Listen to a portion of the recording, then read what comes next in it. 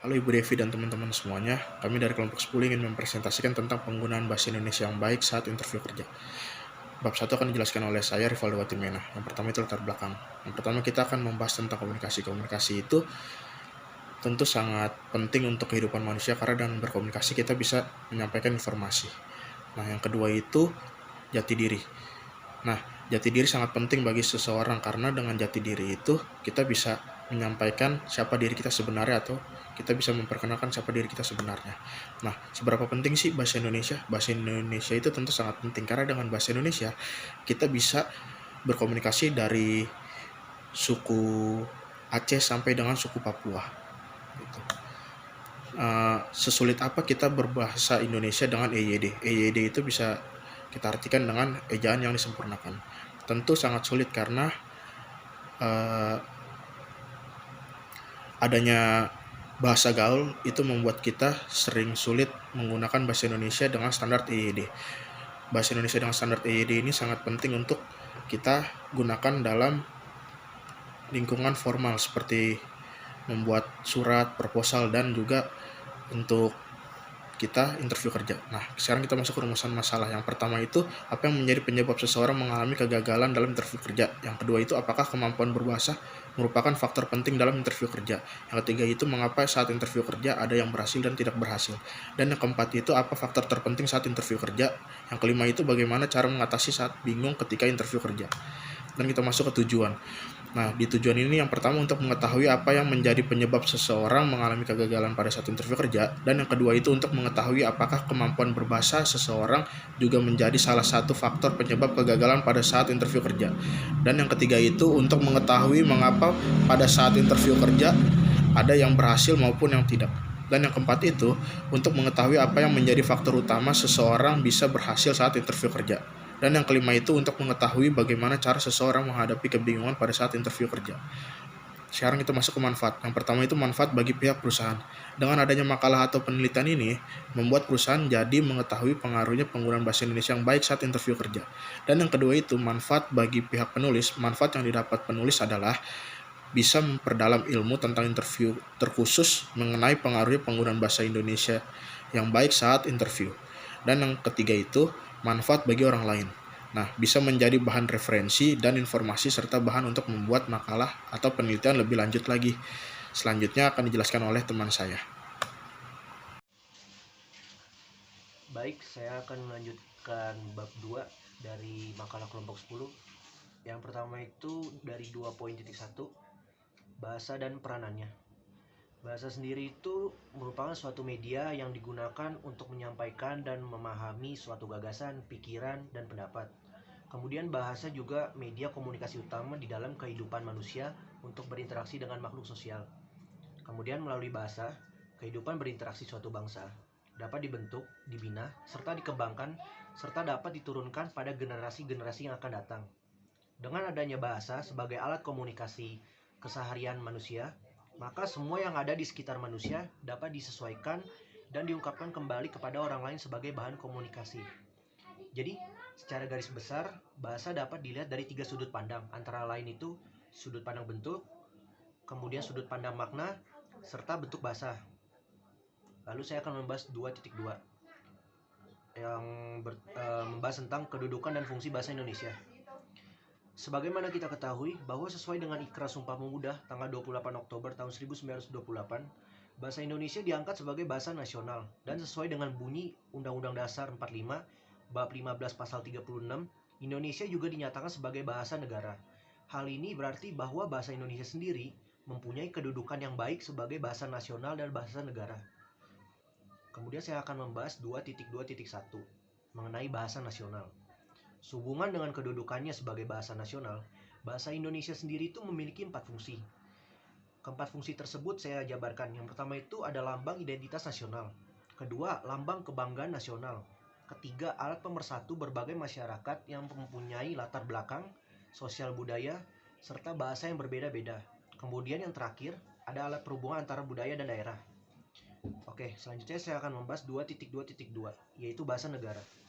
Berkaitan dengan statusnya sebagai bahasa negara, bahasa Indonesia itu berfungsi sebagai bahasa yang resmi atau bahasa resmi negara kemudian bahasa pengantar resmi di lembaga-lembaga pendidikan, bahasa resmi dalam perhubungan tingkat nasional, dan yang terakhir bahasa resmi di dalam pengembangan kebudayaan dan pemanfaatan ilmu pengetahuan serta teknologi. Selanjutnya ada 2.3 mengenai interview kerja.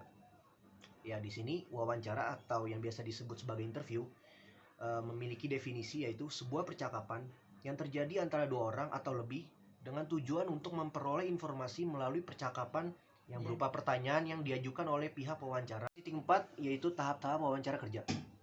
Secara umum, tahap-tahap interview kerja adalah terdiri dari atas 5 bagian. Yang pertama itu persiapan wawancara, pengarahan atau pencipta hubungan, pertukaran informasi, terminasi, dan yang terakhir evaluasi. Kemudian 2.4.1 tujuan wawancara kerja. Tujuan wawancara kerja sendiri yaitu untuk mengetahui kepribadian seorang pelamar, membantu perusahaan mengidentifikasi pelamar-pelamar yang layak untuk diberikan penawaran kerja, mencari informasi yang relevan, kemudian memperoleh informasi tambahan yang dibutuhkan bagi jabatan dan perusahaan. Kemudian ada 2.4.2 yaitu jenis wawancara kerja. Jenis-jenis wawancara kerja adalah sebagai berikut. Yang pertama ada wawancara seleksi, yang kedua ada wawancara telepon, yang ketiga ada wawancara di kampus, keempat ada wawancara teleconference, dan yang terakhir itu ada wawancara di pameran kerja.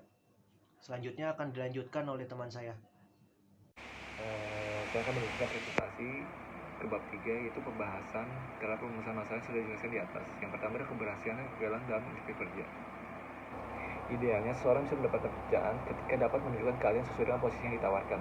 Tetapi kenyataannya banyak faktor lain yang mempengaruhi seorang manajer rekrutan untuk memilih kandidat terbaik.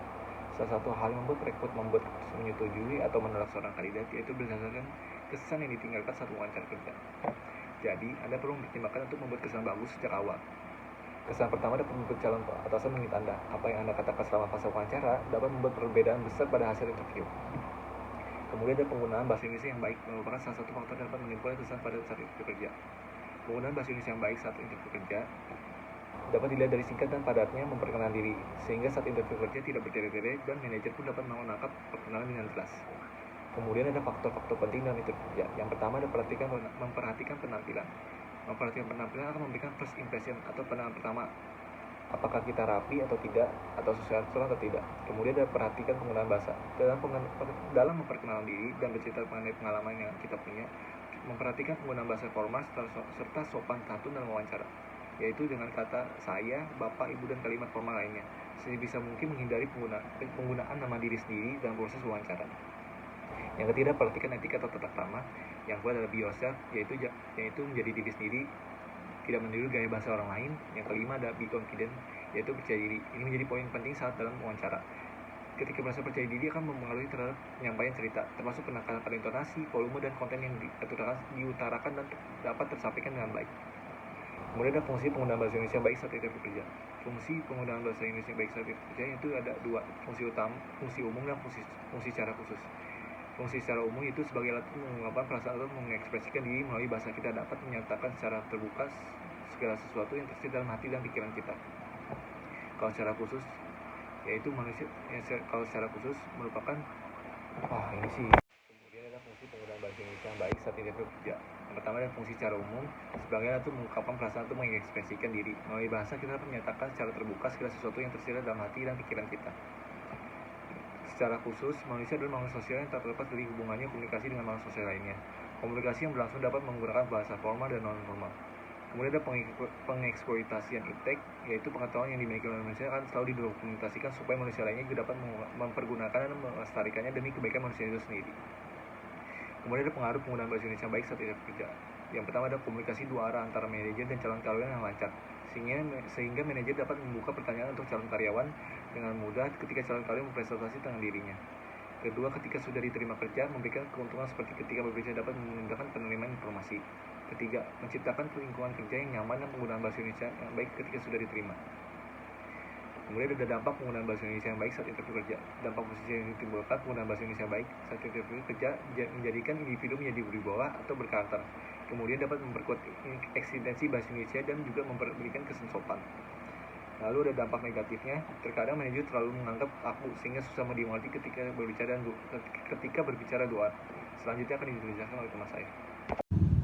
Oke, ini pembahasan terakhir dari kelompok 10 yaitu kesimpulan dan saran.